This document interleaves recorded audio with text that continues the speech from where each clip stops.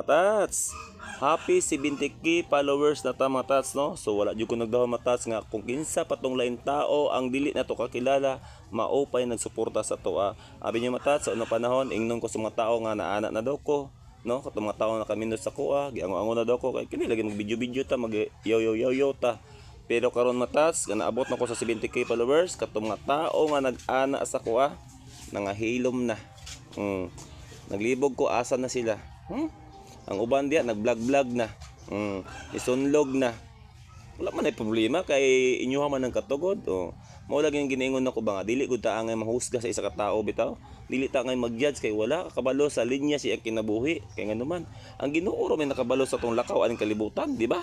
Og isa pa mga tats, dako na jud kausaban ang akong kinabuhi karon no kay sa unang panahon mga tats, ultimo balon sa akong mga anak mga tats, ultimo lungagon na mo, naglisod jud ko ngano man. Usay na income, usay wala. Pero karon nga nakasulod ko Facebook matats, tinuod na makapalit ako isa ka sa akong bugas, nakita man jud na ninyo.